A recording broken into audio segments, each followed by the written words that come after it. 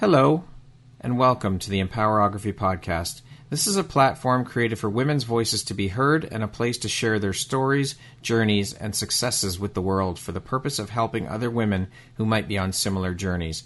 We are empowering women one episode at a time. I'm your host, Brad Walsh, so kick back, grab one of your favorite beverages, and enjoy the stories.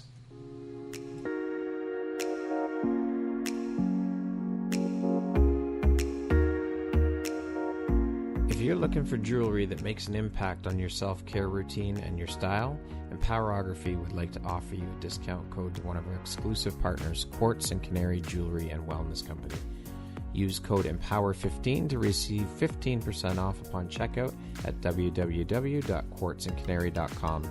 Quartz and Canary is truly the place where spirituality meets style. Hello there, Brad Walsh here, your host of the Empowerography Podcast. Today, my guest is Brandy Knight. She's the founder and owner of Inner Caulling LLC and an Esoteric Exorcist. How you doing today, Brandy? I am so happy to be here. I am over the moon excited to have you here, equally as excited as you. And I mean, you and I have been trying to get this done for a while now, so it's nice to finally have you here and to be able to sit down and dive into all the things, Brandy, and learn about your journey and your story. So thank you so much for making and taking the time to be here. I appreciate you. Oh, my pleasure. Thank you. So, Brandy, you call yourself the Esoteric Exorcist. You are an emotional health specialist, an accountability coach, a Kundalini Yoga Scientist, an international best-selling author, the founder and owner of Inner Caulling LLC, and last but certainly not least, your mother. That is one hell of a lot of hats you're wearing, a super extensive and impressive resume. How on earth do you find the time for all of this? How do you prioritize, and how important is prioritization to you? Yeah, right. Like, how am I doing? When you hear all the things back, it's like, holy shit, I do a lot. So I'll just start off being real. I'm getting to that place where I'm seeing the value and the necessity of a team in order to expand. So just real talk, that's where I'm at in this current time and space. But prioritizing, my main priority, of course, is my daughter. But I start, and we can talk about this more too, but I start every single day with mantra, Kundalini yoga, breath work, and meditation. Like, not a fluffy experience, like down and dirty, like an hour and a half, 2 hours at least. And from there, the priority is allow things to unfold. So I'll have like a schedule, but I really lean into the flow of, the flow of life. Just let things flow and roll. So then my next question, actually a great segue into it. What does your I know you briefly just mentioned it, and you flow with things, but is there some kind of routine that you follow, like non-negotiables that you have for the mornings?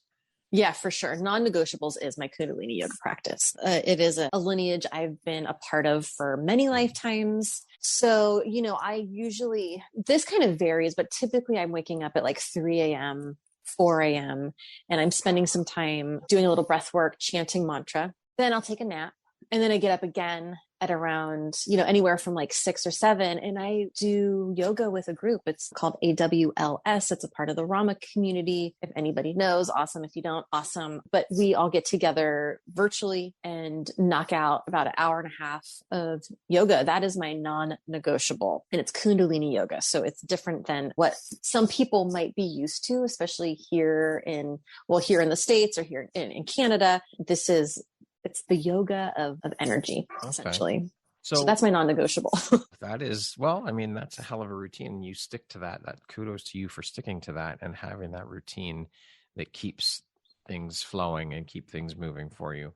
So being a serial entrepreneur as you are, have you always had that entrepreneurial bug in you? And if so, where do you think that comes from? I love the term serial entrepreneur. Serial. I'm a serial entrepreneur. Watch out. Very creepy. Yeah, I have always been an entrepreneur. I mean, I've had like a couple jobs. I worked for a publication called The Guardian out of San Francisco. You know, I've had a couple jobs here and there, but my first career, I was a hairstylist. Then I moved into, well, not moved into, a lot of these were simultaneous. Then I got into animal behavior and I started working with rescue animals, which then, you know, well, here we are today. So I've always been with varying degrees of financial success and a serial entrepreneur. I love it. What drives, motivates, and inspires you to keep going and keep pushing and excelling at all that you do, Brandy? First, my daughter.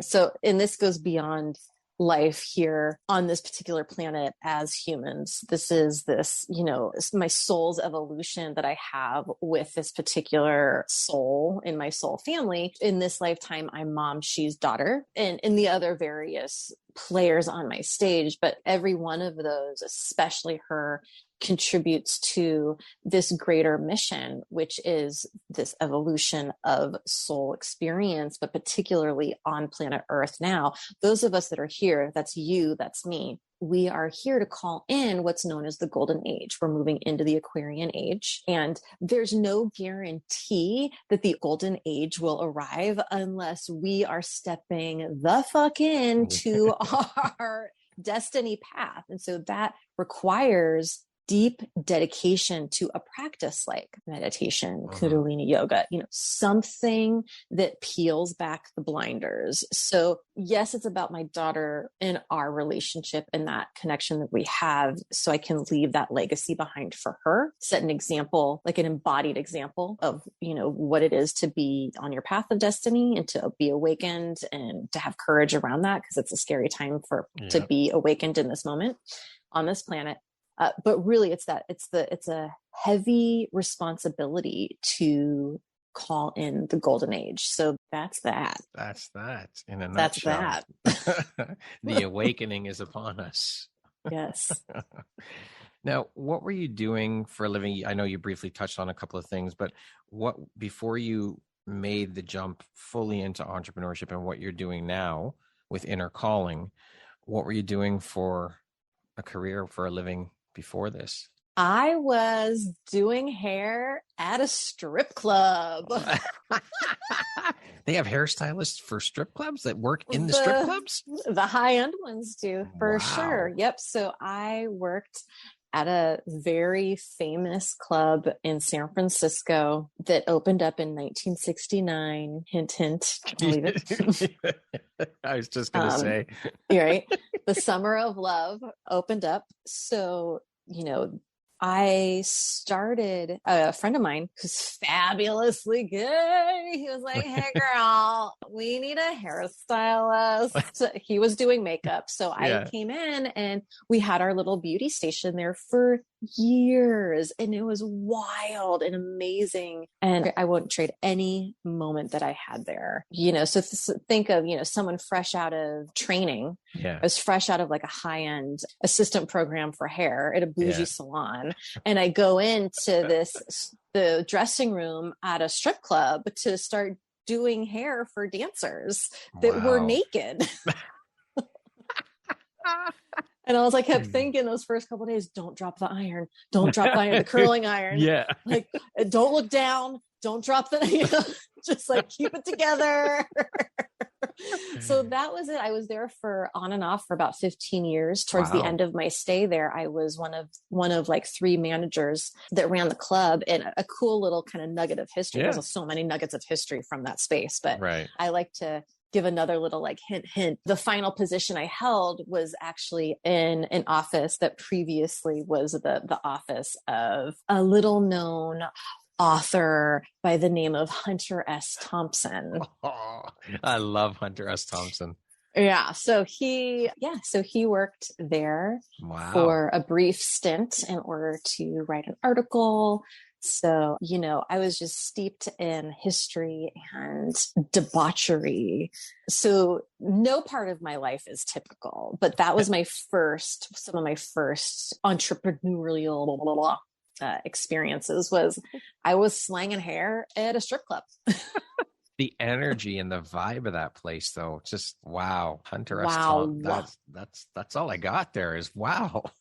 And that's just to name a few. So, if people do their research, if they want, you would easily be able to figure out what club I was working at. But I found family there. I wouldn't change anything. I had the most amazing experience, even the shitty experiences. I wouldn't fucking change a thing. I loved my experience there. Well, that's what's led you on your path to where you are today. That was all part of it, right? So Yep. Awesome. Amazing part of that journey. Love it. Can you share with us a little bit about Inner Caulling LLC? When you started the business, what it's all about? Yeah. I started it officially as a formal business about 6 years ago. And it started, I was a client well before I was a practitioner. So I started as a client in the naturopath scene, which led me into theta healing, which then led me into my first theta healing training, which then led into a whole lot of other healing arts modalities that I got trained in. And currently I love to get educated, but I treat my certifications as tools in my toolbox instead of I'm an NLP practitioner. I'm right? It's just, that just doesn't seem you. That's not your vibe. It's just so not my vibe, right? No. So, I started doing one-on-one sessions about 6 years ago formally. Previously, I'd been practicing for years on people, but formally, it was about 6 years ago. And Inner Caulling, the name, it's spelled CAULLING. I was going to bring that up. Yes. And it represents the birth sac, the call. And so when I do this deep emotional work with people, it feels every single time like this rebirth. And so, I'm sure you've heard, shed the fucking layer, shed the layer. Yeah. But it was this, I just kept seeing just this ripping out of the birth sac. Yeah. I'm free. And so it's layer by layer. So Inner Caulling, we, internally, we all have the layers of the onion or the amniotic sac, the birth sac that we just continually to rebirth from is just kind of a way to put it. And that's the exorcism. That's the Esoteric Exorcist. That's the Esoteric Exorcist. I love it. That is awesome. So when you're working with your clients who have experienced trauma and abuse and whatnot, do you find it hard not to bring your work home with you? And how do you deal with that so that you do your best not to do just that? Yeah, totally. No, I don't find it hard actually, because I'm super diligent and I've been trained really well into knowing how to remove my energy from other people, how to remove their energy from me. There are step-by-steps. Visualization is absolutely real.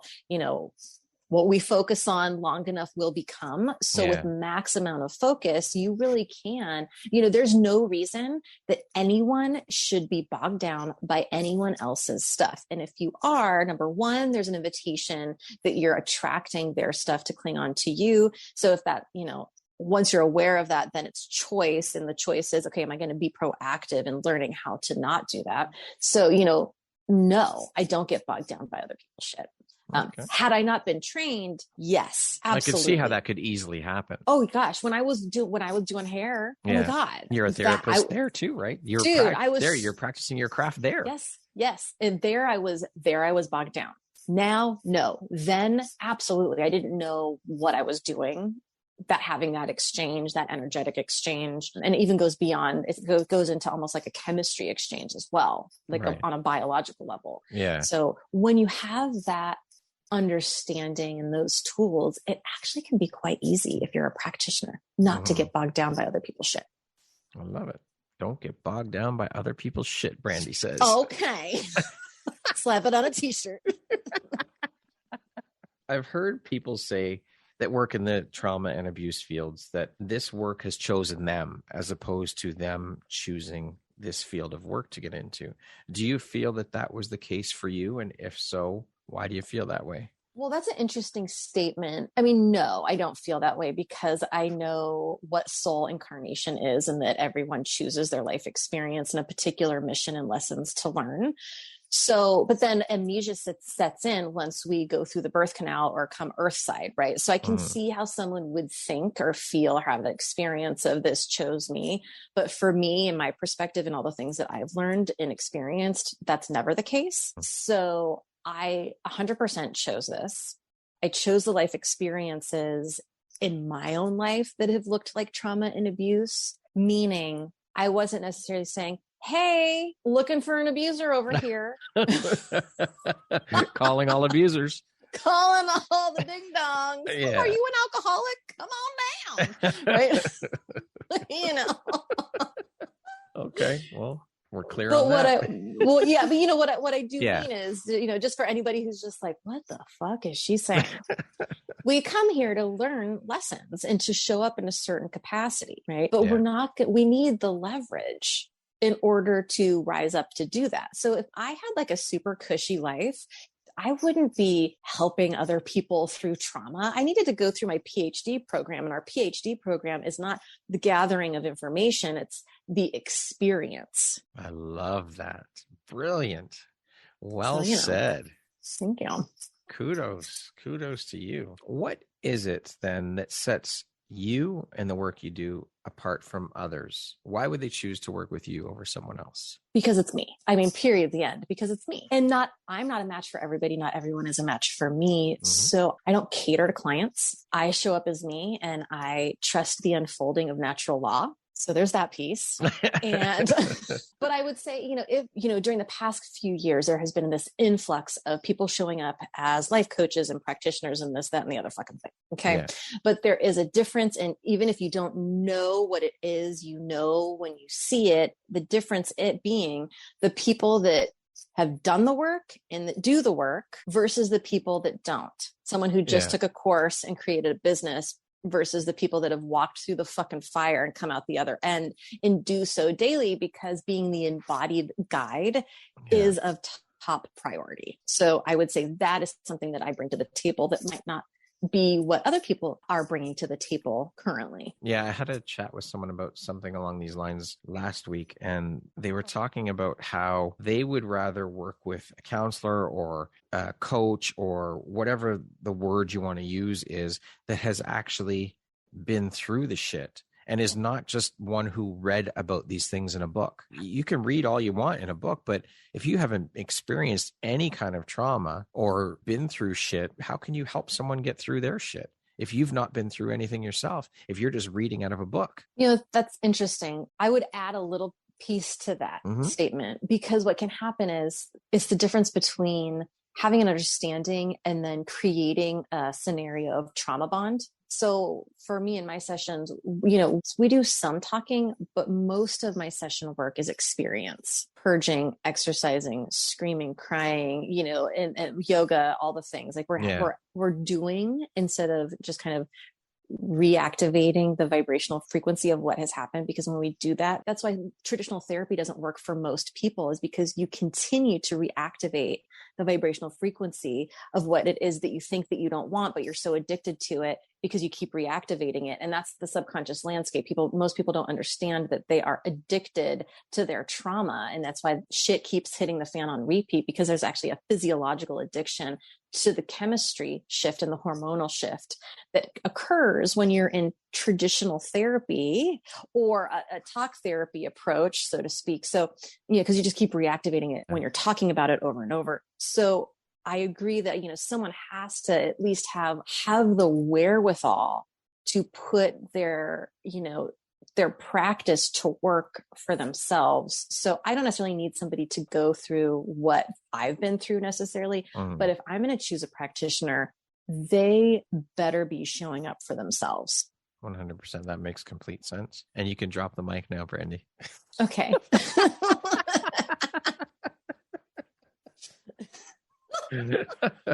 What, in your opinion, then, is the most important quality or skill set in someone who works with people who have experienced trauma or abuse, or both? Blunt honesty. You know, you would think that, so yes, caring, yes, concern, yes, love, yes, open heart. Here's why blunt honesty is so important, because you get people that want to complain. That's the addiction piece again. Right. I want to I want to suffer over and over because it's what I'm good at.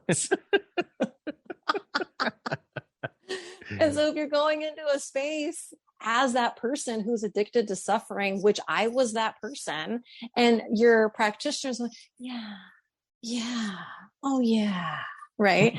Where are you going to get with that? Probably not far. Probably more trauma, right? Because you're just fucking reactivating that shit. Yeah. So I think blunt honesty is like, look, dude, what are you going to choose? Here's your tools. Are you going to do the homework? You're being lazy. You're addicted to fucking cortisol. Like, you know, you're playing video games all goddamn day long. Like, what are you going to do?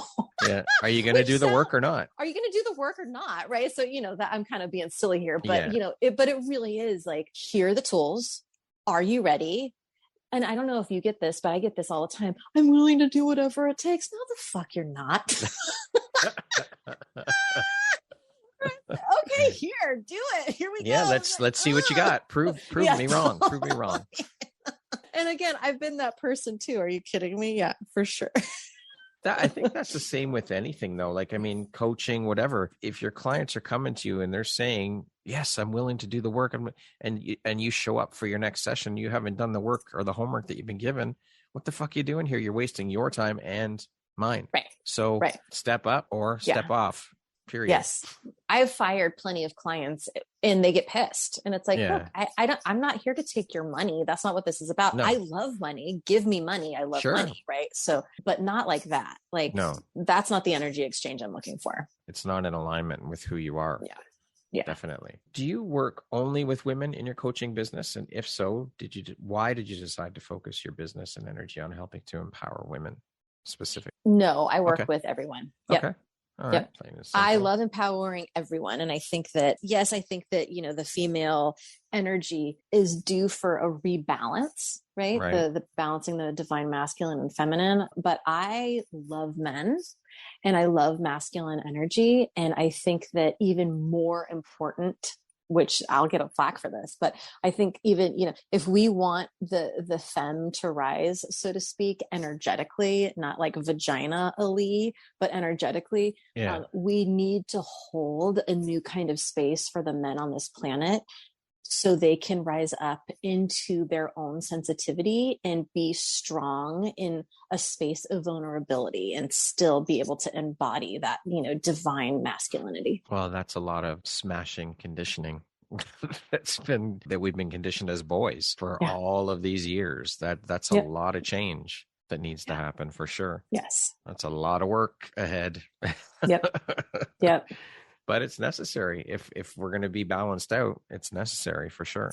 Yeah. I mean, that's what it is. It's the balance is the key. I mean, we live in a polarity experience. Yeah. So if the femme energy rises too much, so to speak, we're just going to be where we were with the imbalance of the masculine, which is, it doesn't matter if it's masculine or feminine. We're creating balance here. And so I think that's one of the messages that I really like to kind of like drive in is like, we have got to tend to the men and to the boys on this planet and allow them a space to be vulnerable and sensitive. For sure. 100%. How do we start doing that though? In your opinion, how do we start? So that's a really good question. I don't know if I have the best answer for that, but what I can say is a couple things. As a parent, and this is across the board gender, no more, you're okay. You're okay. You're okay. Stop crying. Yeah. Shh. Instead, okay, get it all out. Get it all out. Get it all out. I'm here. You need me? I'm right here. I'm right here. Get it all out, sweetie. Get it all out. Ask them, did you hurt yourself? Are you okay? Can I help you? Instead of telling them what to feel. It's not our job to tell someone, including our children, what to feel, how to feel. Encourage them to discover their own experience for themselves and be a space holder for them. So I would say that would be a really good space to start. And then having, you know, these meetings, these groups, having conversations around, man, I watched the fucking cat video yesterday and I bawled my eyes out. And, you know, it could be as simple as like, dude, do you want to watch some cat videos? Yeah. You know, these animal rescues or whatever, you know, just like, why are, you know, if you're a dude listening to this, invite your buddies over to fucking watch animal kitten rescue videos instead of like the football game, right? And then why not? I think that one's going to be a tough sell to a lot of people. Good luck with that one. I'm advocating for it. What type of person or client is your ideal client? Like, what things do you look for? What qualities do you look for in the people that you potentially work for before deciding to work with them? Well, I do consultations. Okay. So this kind of clears up stuff. And one of the questions that I ask is, where are you around your addiction to suffering? And usually it's met with like, huh? And even in the quick response, the facial expression, I can tell, right? So if someone's defensive, typically that's not going to go so well. But if someone's like, I've never heard those words before, then there's the opening, right? Yeah. Then there's the opening. And it's like, okay, are you here wanting to vent, have a person to vent to? And if they say yes, okay, here's a referral, or here, this isn't going to be a match. Are you someone who's willing to carve out space every week, every 2 weeks, no matter what, top priority, non-negotiable, to get our sessions on the books? Are you willing to rearrange your life to do this work? Not like a fucking full rearrangement, but it's like, here's your slot, do it. Right? Yeah, exactly. Like, yes.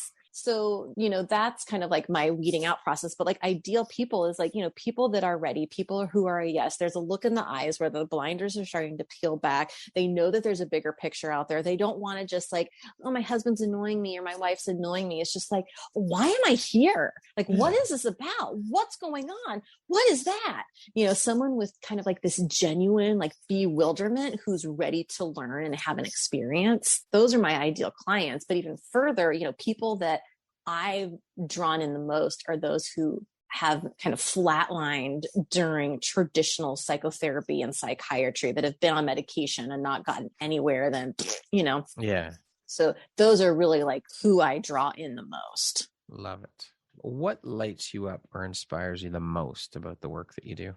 People in an emotional expression experience realizing that they had the power to set themselves free all along.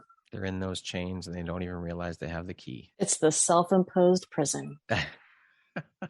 That is huge. I guide them through a couple exercises. I mean, I offer a very valuable service, but the service is to teach others how to heal themselves. Give them the tools.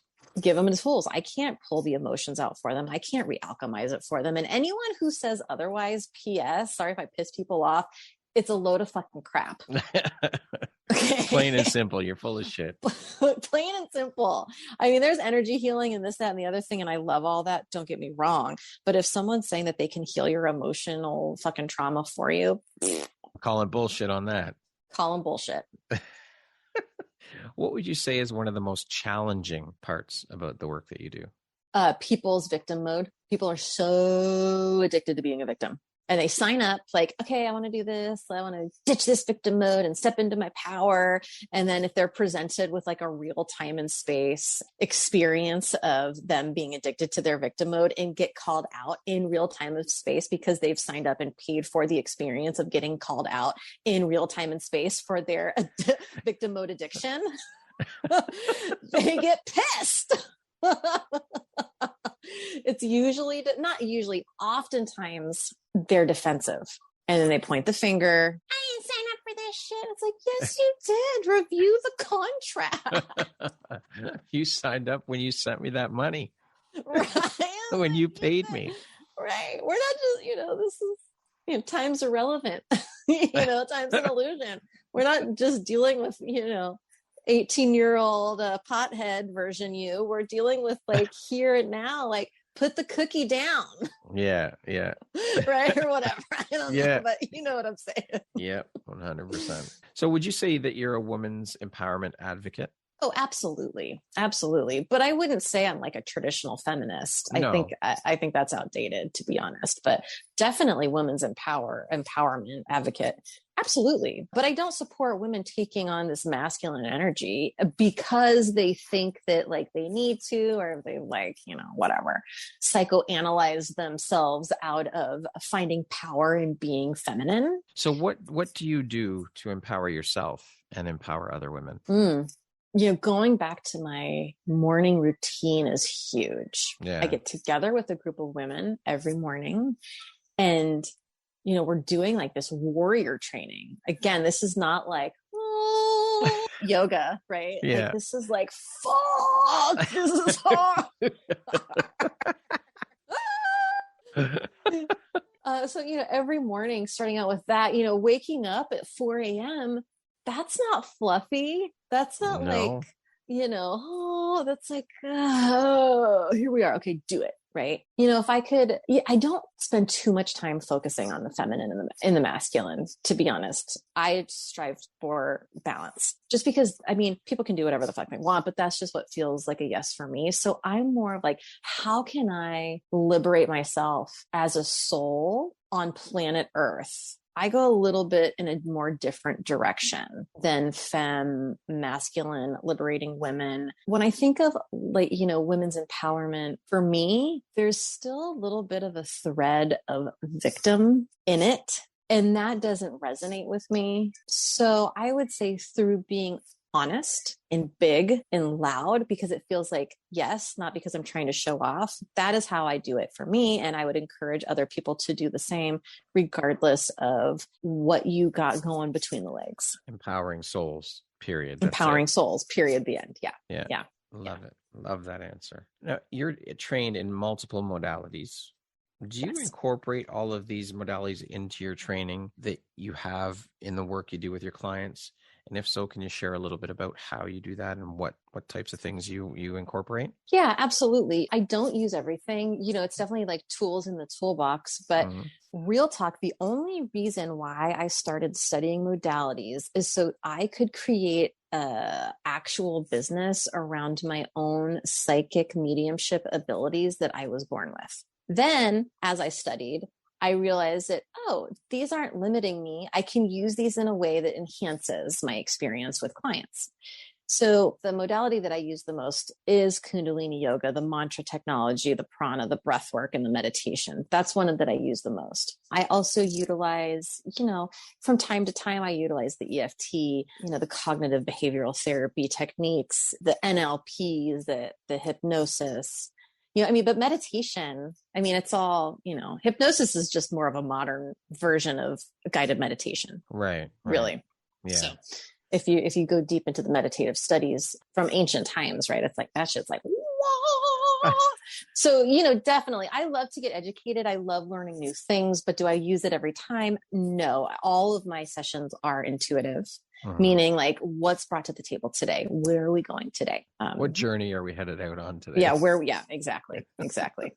Now, great segue. As you mentioned, you have the gift of being a psychic medium and intuitive healing abilities. How old were you when you discovered you had these gifts? Like really realized you had these gifts? I realized that something was unique about my experience, probably by the age of, I'm going to say 2 years old, maybe younger. Fuck. I was seeing, things were coming to visit and I could see them and I would talk about them. And then I started to realize that, not everyone else can see what I'm seeing right now, because I would be met with, various, when you're a parent, when you're kind of like I'll call it a muggle parent to a magical child, right? Not to say that my parents are total muggles, right? But, if you're not versed in, how to deal with that or how to respond to that, it's like, you're just tired. Or, there's a brush off. There's the brush off and the redirect, brush off, redirect. Like, no, I'm seeing what I'm seeing. I'm clearly awake. So that very early. And it continued till now. But there were times when I did my best to shut it off because it just was, it was scary at times. Yeah, I'm sure, especially at a young age. So were there times when you discussed this with your parents? Like, obviously at 2 years old, it's a little bit different, but as you got older, did you have any of those discussions with your parents? And like, did you have an outlet? No, not really. I mean, every once in a while, me and my mom would discuss things, and, she admitted to, like, picking up on a couple things here and there. But I, especially as a teenager and in my 20s, like, I was partying. I was like, let's shut that motherfucker down. Right. So I was in my own kind of distracted avoidance behavior. So no, I didn't have an outlet.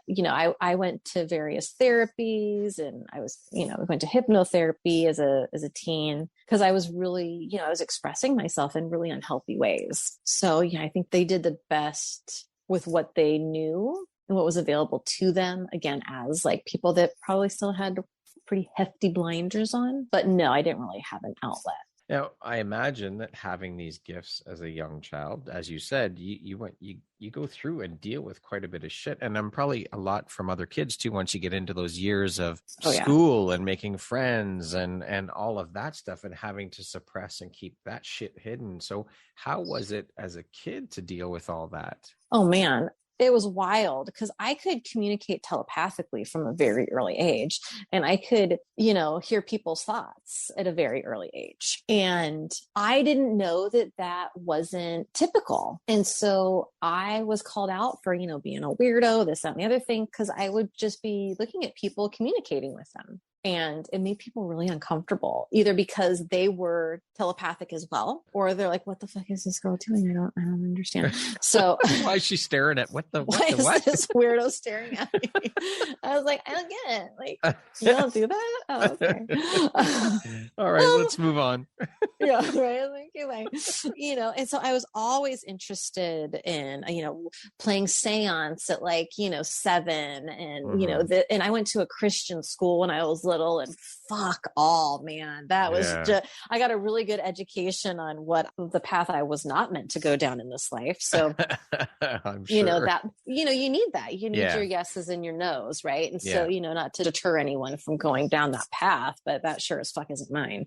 Yeah. So, I would say most of it was just like me communicating telepathically and being able to hear other people's thoughts was just like, it bogged me down. It really was, it was really, really crazy. Then I had one relationship, which was very cool, with one of my besties still to this day, where I was having downloads. It was my first experience of channeling and downloading and speaking it. And to this, today she's just like, we still have a very, very close relationship. So in high school, I ended up developing a friend where I could really kind of let loose. That's important. That would have been very much needed. So was there a light bulb moment for you when you just thought, you know what? I'm not weird. These are my gifts, and I'm going to fucking embrace it. I don't care what people say. Absolutely. There's various light bulb moments, but I would say the biggest one was when my daughter was born, because she popped out. And as soon as we made eye contact, it was like, oh man, conversations, we, remembering each other, all the things she was telling me the second we made eye contact, she just had so much to tell me. And I was like, oh God. Okay. Yes. Like magic is real, Yeah. Yeah. I love it. Magic is real. So that was the big one. So when did you really embrace these gifts and start using them to help people?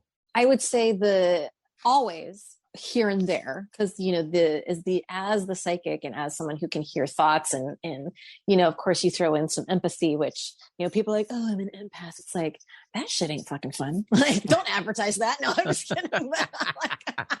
What are you thinking? Right? It's like, I take on other people's shit. Ew. Clean that up. So always, but what happens is at an early age with that, you kind of go into people pleasing, like, oh, if I can adjust my behavior, I can, because I can hear their thoughts and I can feel what they're feeling. So I could potentially adjust my behavior in order to make them feel better. That's a slippery fucking slope. So it wasn't until my daughter was about 2 that I started kind of cutting my teeth as a practitioner, quote unquote practitioner at the strip club, working with some of the dancers, not formally, but, kind of part of my other role was considered kind of like house mom, the go-to. I was managing all the dancers as well. And so I was in moments of hearing the stuff, and I was like, I'm going to put these modalities to the test. So that was really cutting my teeth, I would say there. Actually, maybe Yeah, that was almost at the 7-year mark. No, 6-year mark. And then I was like, okay, business time. Let's do this thing. So do you think that, or believe that everyone has these abilities within them, whether they're buried deep and it's just a matter of whether they are able to, or want to, for that matter, uncover them, discover them, and use them, or have guidance on how to tap into them? Do you believe that we all have that within us? Well, that's a big conversation to have because, and I think in order to really have that conversation, we need to take into consideration the hybridization of human DNA with alien DNA, so to speak. Mm-hmm. So do I think that we all have the capability of these, what would be considered unearthly gifts? Yes, I do. Because I think the limitations of what earthly gifts present to us have been constructed and meant to keep people at bay. People are easier to control when they don't think they have power. Absolutely. As they say, united we stand, divided we fall. But I also think that people come to the planet with, so for example, I'm a very advanced soul. And what that just means is I've lived a lot of fucking lives in a lot of different areas of the universe, multiverse. I've been around the block. There's no difference necessarily in between, there's no hierarchy of a new soul or an old soul. It's just experience. That's it. Period. The end. I've just had a lot of experience in my soul's evolution. So the blinders peel back easier for me. The amnesia lifts quicker for someone who's an older soul than someone who's a new soul. It's a little more confusing, a little more baffling. And I think with some of these older souls, and maybe not married to the older soul being okay, the old souls are the ones are coming through with the psychic ability. But I think that true psychic ability is different than intuitive ability. Every single person every being on the planet possesses the power to be intuitive. Yes. I think the jury's out to determine whether every single being on the planet has the psychic ability. Fair enough. As mentioned, you are also an international best-selling author. Can you share with us a little bit about the book you participated in, how that feels for you to be a published author and to have that, for lack of a better term, label of being an international best-selling author? Yeah. I mean, wow. So first book, Legacy Speaks. Second book, Lineage Speaks. Third book, Uncensored, Untamed, Unleashed. And I just turned in my final edit to Divinity Speaks, part of the She Speaks trilogy, and how it feels is unreal. It's part of it's outside of me, which you've participated in books. It's part of it just feels outside of me. It feels like I can't contain it in my human form. The world has our words forever. There's no feeling like it. There really isn't. You can't articulate it properly, I think. For me anyways, it's truly one of the most incredible feelings. And I honestly believe with every fiber of my being that every single person on this planet should experience it at least once in their lifetime. At least. It is so powerful. And I love the way these multi-author books are structured because it's not about being a literary genius. It's about you sharing a story, and every single person has poetry in their heart. Every single person has learned experiences that they can share the kind of silver lining of. Everyone's inspiring. I couldn't fucking agree with you more. Absolutely. Everybody on this planet has a story to share, and it's just a matter of, and I don't want to use the word convincing, but encouraging people to believe that and to share that, and that the world does need to hear your story. Yes. It will resonate. I can guarantee you that it will resonate with at least one person out there. And really, that's what it's all about. Yeah.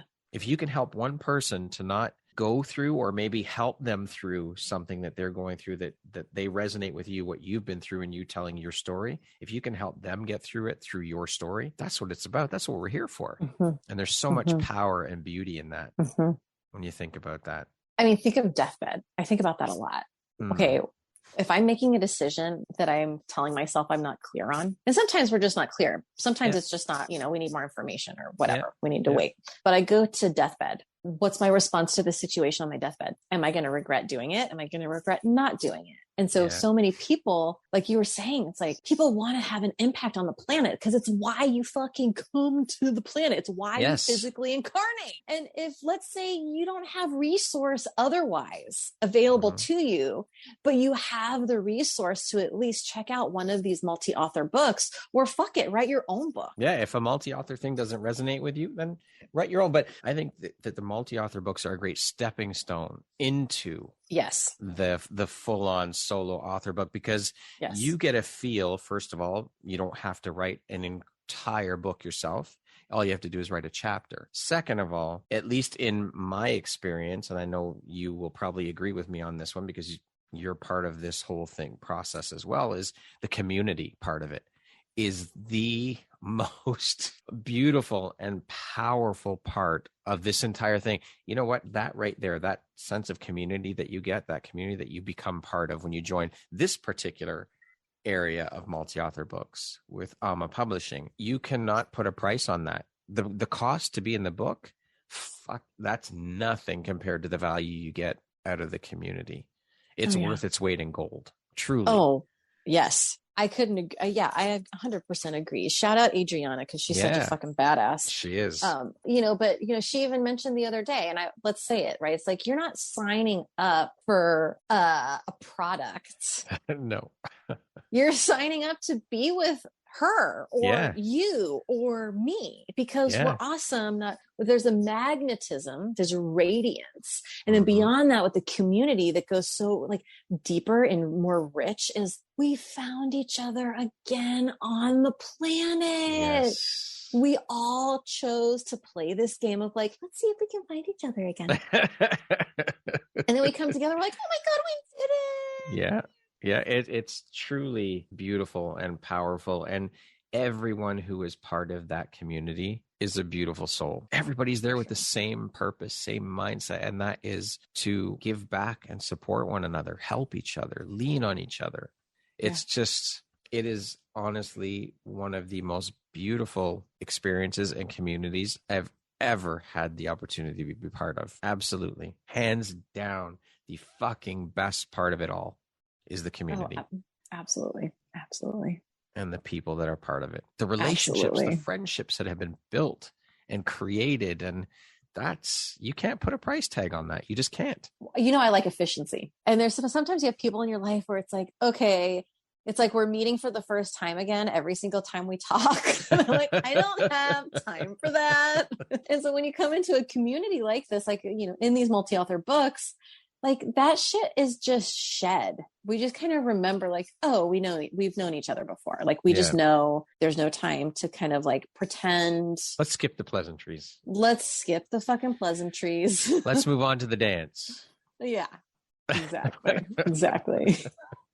So was writing something that's always been part of who you are, or has this been a fairly new path for you? The writing part of it. Yeah, always, always poetry, always writing, always automatic writing down my downloads when I felt like I couldn't share it, that self-limiting shit. Right. Yeah. But when I felt like I couldn't share it, I was just writing. Yeah.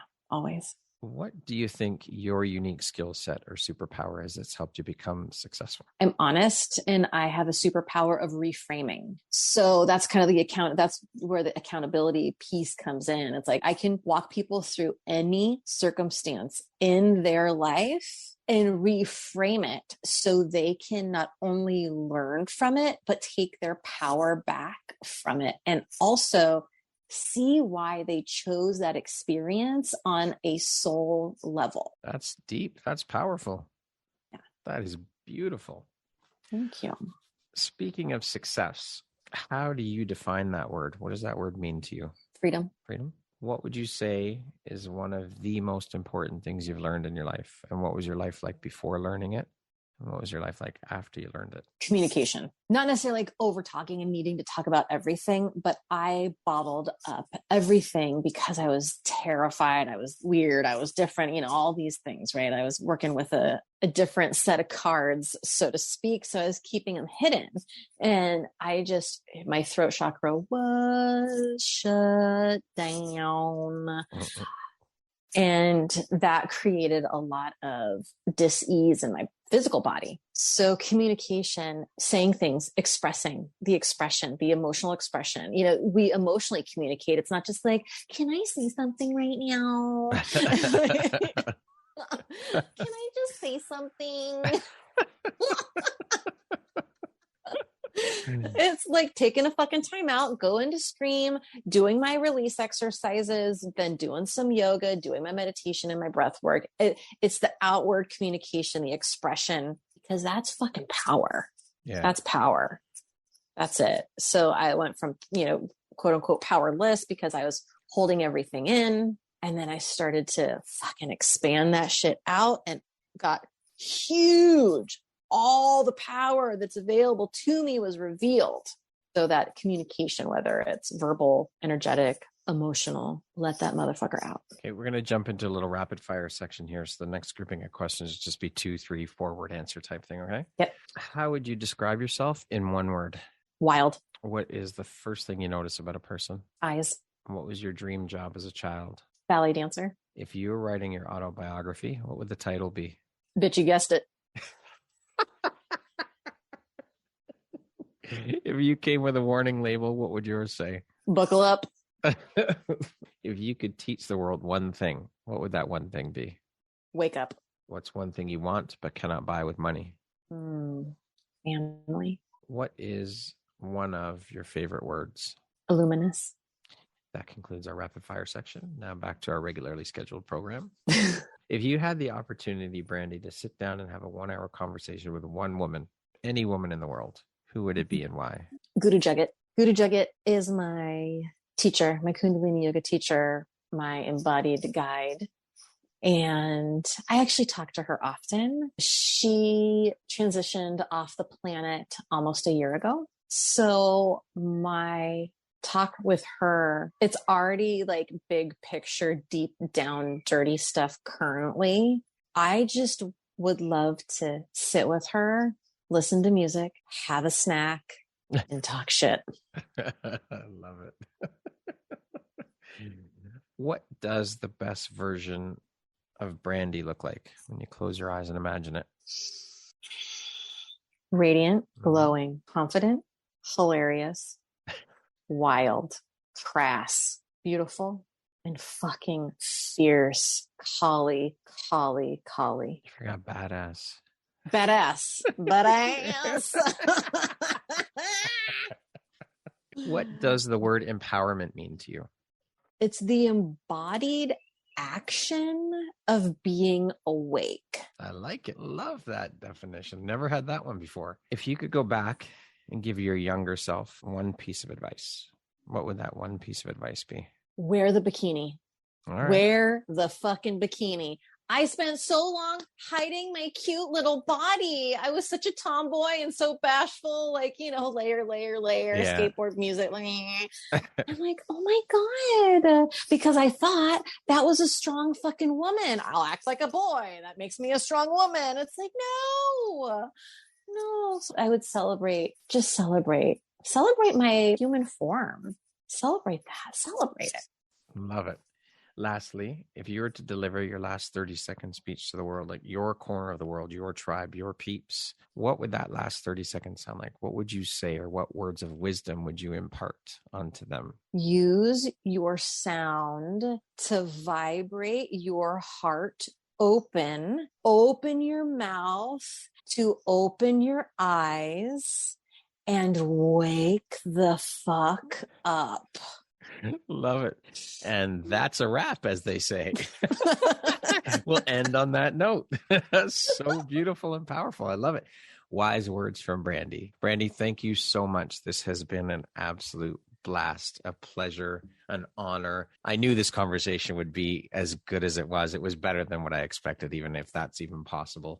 I just want to thank you for taking and making the time to be here today and share about your story and your journey. And you are such an inspiring, beautiful human being. I am so grateful that our paths crossed and to know you. And I'm honored to have you as a member of the Empowerography community. You are a bright, beautiful light. Keep shining that shit out into the world and doing the beautiful things you're doing, and just be authentically beautiful you. Thank you so much, Brad. Thank you. Thank you. Thank you. Once again, my name is Brad Walsh, host of your Empowerography Podcast. Today, my guest has been Brandy Knight. She is the owner and founder of Inner Caulling LLC and an Esoteric Exorcist. Thank you so much, Brandy. I hope you have an amazing rest of the day.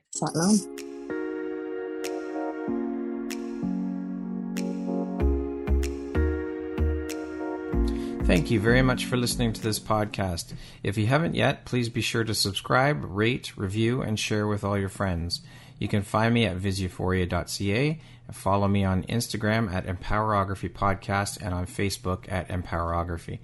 Please join me next time for another inspirational story from yet another amazing woman.